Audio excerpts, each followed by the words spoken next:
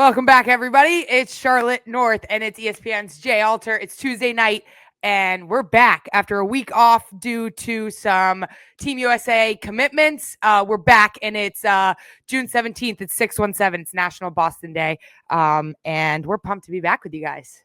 Charlotte, as much as I missed you and missed our Lacrosse Rundown community last Tuesday, it was awesome to see you on the field doing your thing. I was all over social media clips, your stinging corners, doing what the Ocho always does, and that was awesome.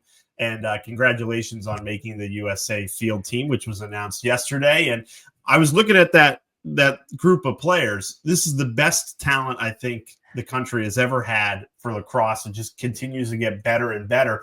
And what's so special is not only do we get to see you guys compete for Team USA, but we're going to get to see a lot of those players compete in Kansas City just a couple of weeks in the WLL All-Star game. And we have a special guest coming on today to talk about the WLL All-Star game. We've got the Hall of Famer, Rachael DeCecco, one of the best defenders in our game, Tewaaraton winner, only defender to ever win the Tewaaraton Award. Played at Princeton, dominated there, and she is spearheading so much at the PLL and the WLL. So we're lucky to have her on today and talk about the All-Star game for things to look out for, what you guys are going to see. All that and more, Charlotte, because Rachael DeCecco, one of our favorite people on the planet. Thank you for joining the Lacrosse Rundown. I want to get right into it. WLL fans have been craving to see these incredible athletes ever since the inaugural championship series in February. How did you and the league settle on, okay, WLL All-Star Game, another great opportunity to bring these great players back on the field for July 4th?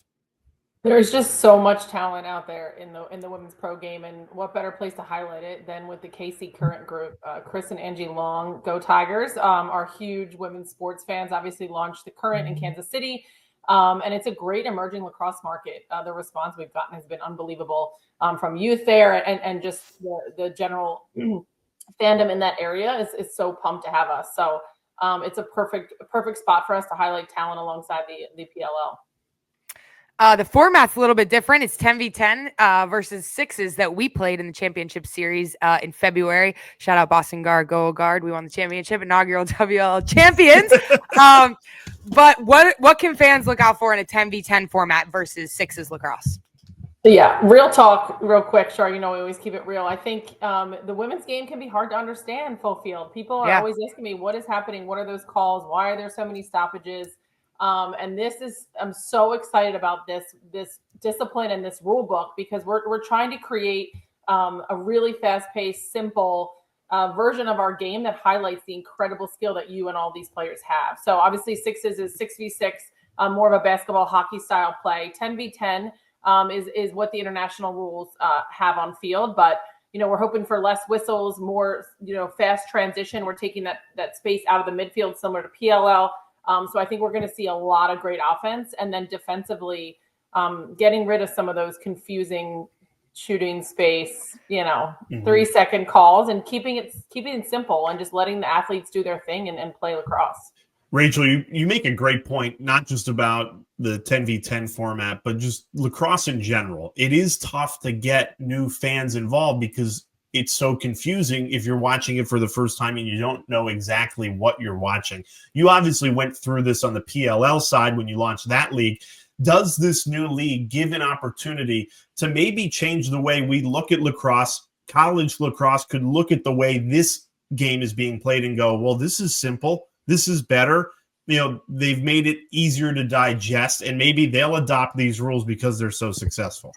Yeah, I mean, that's the hope. I think there's so many versions of our game out there, and PLL has done an amazing job of creating this really high, fast-paced version with the best athletes, and I think we made a lot of great changes, and I think put the best product out there, and we've seen some college adoption of that. And on the women's side, I know there's coaches and players that have been sort of a force behind trying to make changes in the women's game and make it more digestible and easy to understand for a casual sports fan, as you say. So I love having this opportunity to put the best athletes on a huge stage with it, what I think is going to be a really exciting product, and then have sort of the rest of the sport see that and see what's possible. We have the luxury of building a rule book with the players and the coaches.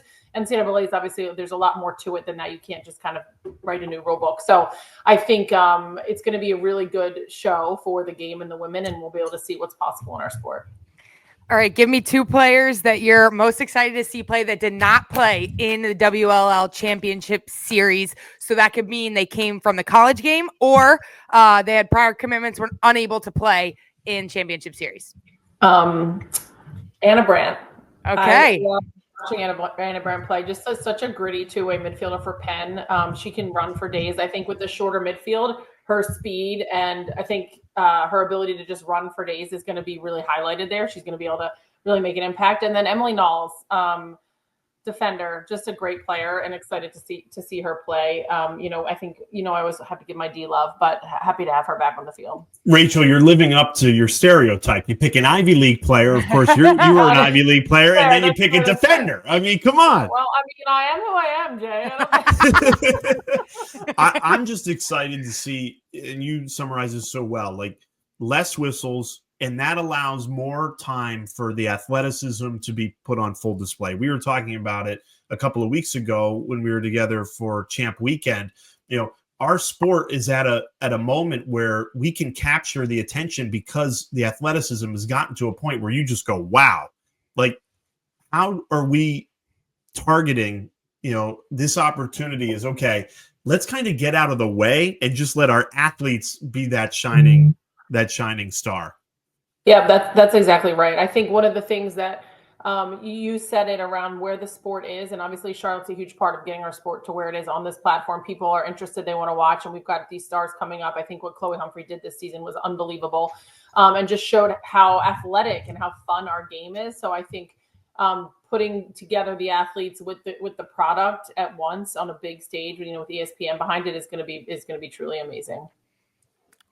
All right, last question for you, Rachel.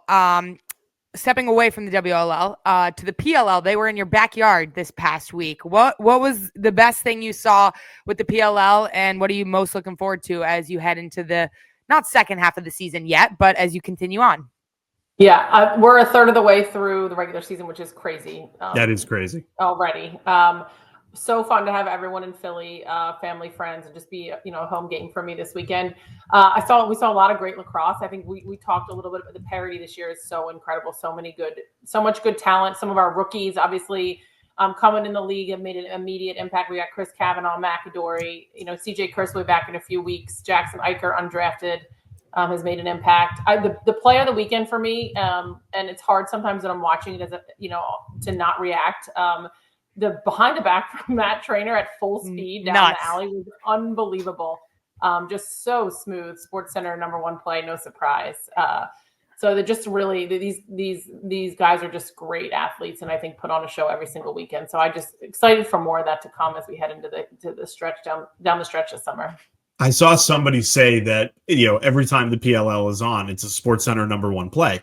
And if you're not accustomed to lacrosse, and imagine that's your only vehicle for watching it is SportsCenter Top 10, you're thinking, does this just happen every single game? Like if you go from that to just going to your local high school game, you'd be like, wait, this isn't what I'm watching on SportsCenter. Like the caliber of athlete that you've cultivated at the PLL and the WLL almost ruins lacrosse for like the amateur level.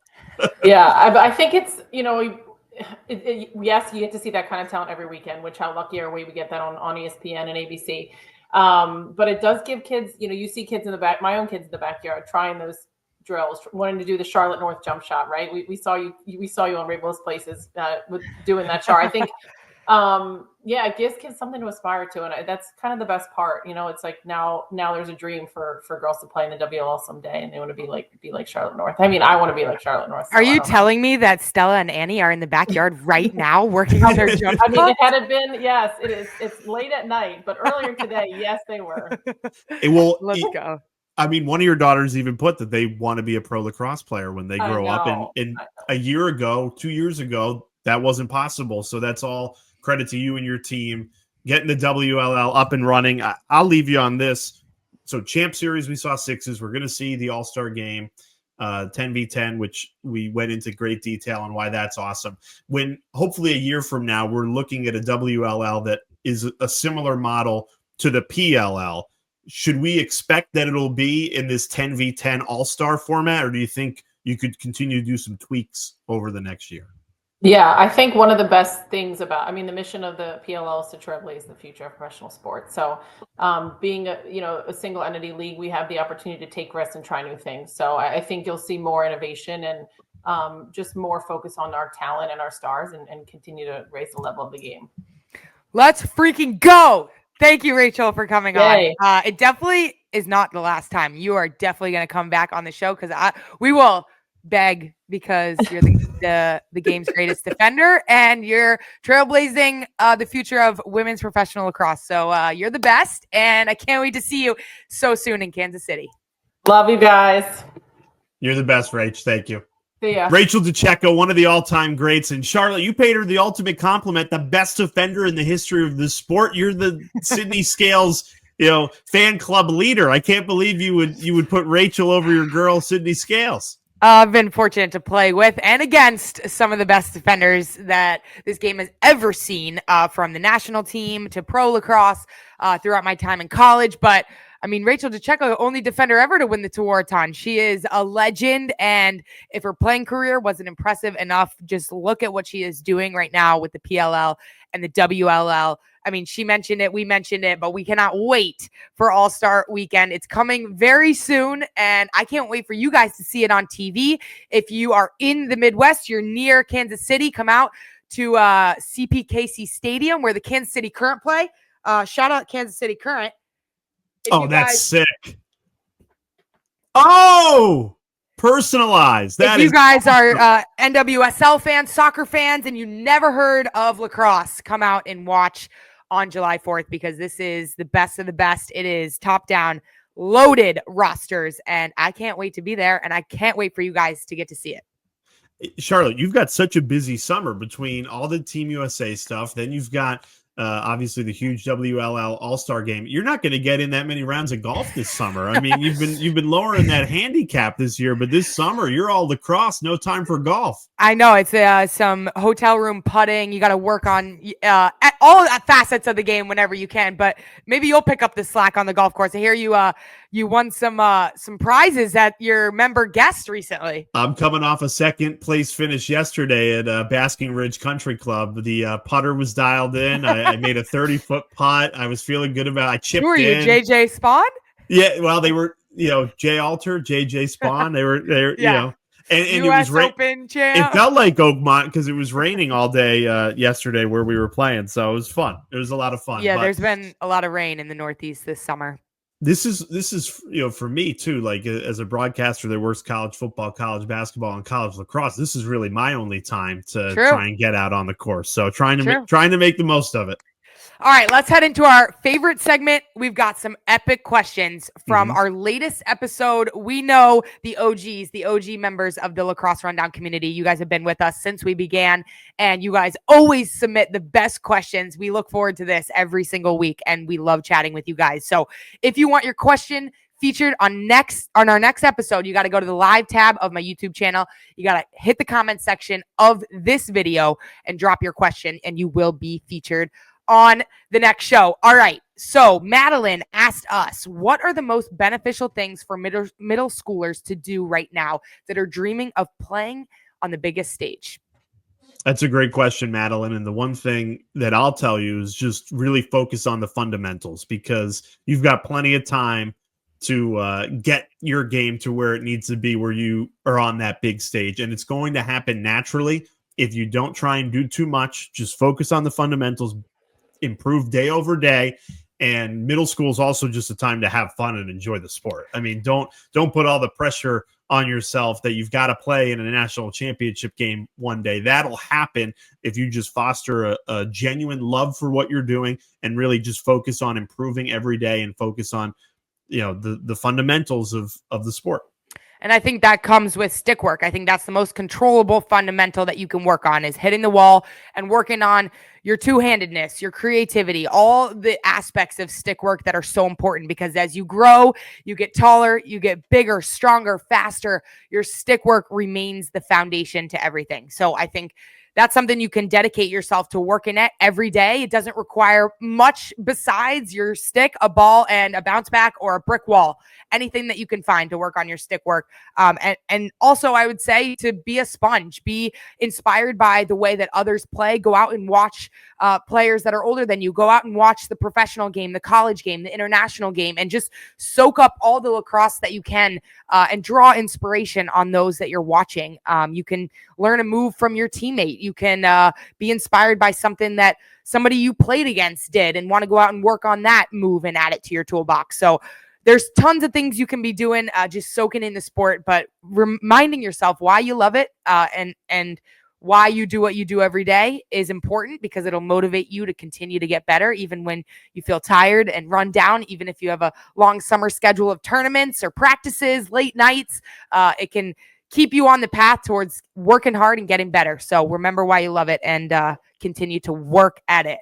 That's a great one. All right. Ava Lee, 6467, said, when do the competitions start for the USA women's teams, and will there be a place to watch? Ava Lee. That is a great question. Coming up in just about a week, the U.S. women's national team, the field team, will be taking the field in Florida at the Continental Qualifiers. So there are Continental Qualifiers going on all around the globe to qualify for the World Cup, which is next summer in Japan. So this is the Pan American qualifier, and it is in Florida. And I'm so honored and grateful to be able to be there with the U.S. women's national team, alongside some of the game's best on Team USA. I cannot express how grateful I am and how honored I am to be able to be there. But that is going to be an unbelievable qualifying tournament. We're going to have the schedule up right here for you guys to be able to see. And yeah, it's going to be an epic week. So you've got that gold medal game, hopefully, on June 30th, 6 days from now. It's incredible to me, Charlotte, and obviously you've played with a lot of these players before, but you have tryouts last week. You come together. They just put out the team yesterday. Now you're going to be on a field and potentially, in a gold medal game less than a week from now. Like, this all happens very quickly. You have to find that fast chemistry with a new team. I'm just curious, like, how does that come about when you're playing games on such a big stage with USA across your chest? Yeah, I mean, every single day that we get to come together and be on a field together, we are working as hard as we can to become the best team, become the best offensive unit, defensive unit, midfield, draw, you name it. We're working tirelessly to get better. And I've been very fortunate to have opportunities like I had last week to be out on the field and competing and learning and being inspired by everybody around me. And so it definitely comes fast, but we've been working extremely hard from training camp to training camp and tryout to tryout. And it's been an unbelievable experience. It's been, quite a journey, and I'm just so fortunate to be able to be on that team with those girls and go head out and compete. And joining you on attack, and we'll flash up the attack Team USA right here. Rachel Clark, Emma Lupinto, Chloe Humphrey, Madison Taylor, all players that were just in championship weekend less than a month ago, now getting to continue their careers for Team USA after an incredible college season. Like, how excited are you to play with them coming right off an incredible championship weekend? Yeah, it's so unbelievable. I've just been so inspired by so many of those players. I mean, top to bottom, I could talk about every single one of them.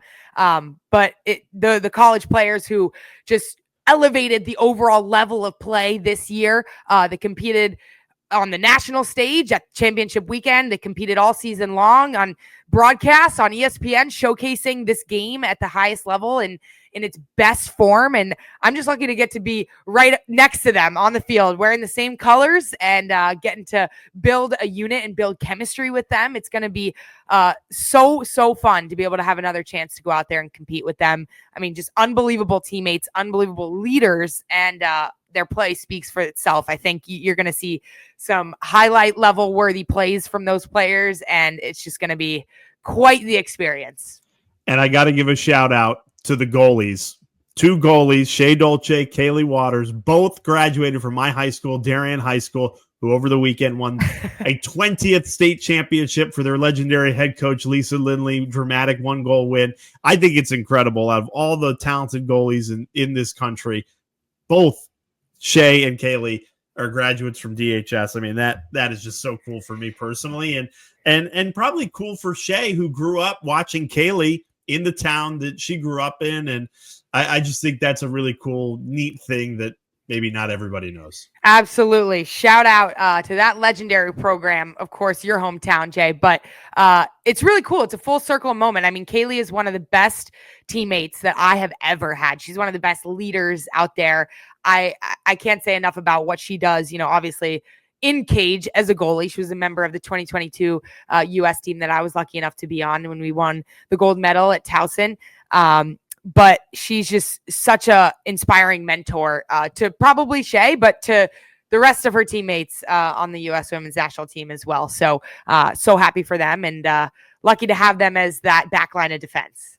Yeah, and we're all excited to see you guys play. Crazy that a week from now it'll be done and through, and you'll be focused on the WLL All-Star game. How do you compartmentalize all the different, like, going from 6s to now 10s and the Team USA, WLL All-Star game? Like, there's just so many iterations of this sport, and you've got to kind of keep it all together.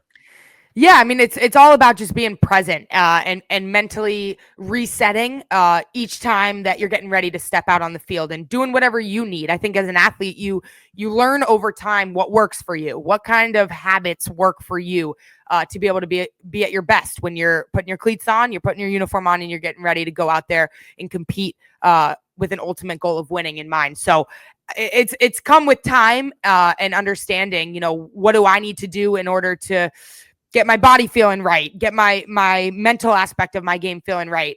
But you got to be where your feet are and be as present as possible in every situation. And you understand that you lean on your teammates in hard times as well. When you're feeling tired after a long session, or you're trying to, fight through some aching pains and soreness, you always can lean on your teammates, and they'll do the same for you. And that's the best part of playing a team sport, is that you're in it together. You're in the trenches, doing everything every day possible to inch closer towards your goal. And everybody is 100% bought in and dedicated, sacrificing whatever it takes each time we get to be together in the same locker room. So whether it's 6s or whether it's 10v10, any chance that I get to step out on the field, I feel incredibly lucky, especially when I'm surrounded by the best players in the world. Yeah. And not just best players, but I know coaches that have a special place in your heart, with head coach Acacia Walker and Jen Kent and Kayla Trainer kind of recreating that 2021 national championship coaching staff for Team USA has got to be really special. So unbelievable. It literally is a pinch me moment when you look over at the sidelines and you see the coaching staff. I mean, just some of the game's all-time best coaches who have achieved everything and more, and they just have the best minds in the game, and they motivate you, they push you, and they just believe in you so much. It's quite the group to get to be around. I really can't believe that we get to be coached by them. It's just something I want to soak up forever, because it's quite a unique experience. Oh, so I really appreciate that insight. I hope everybody, a part of the Lacrosse Rundown community, appreciates that insight as we get ready for Team USA full field lacrosse with the Pan American Games. As always, if you've got a question for Charlotte or I, drop it in the comments after this video is posted, and we will get to it next week. We are so fired up to watch you back on that field, Charlotte. And it was great hearing from Rachael DeCecco, yes, one of the best to ever do it, and now trailblazing the future of this sport with the WLL.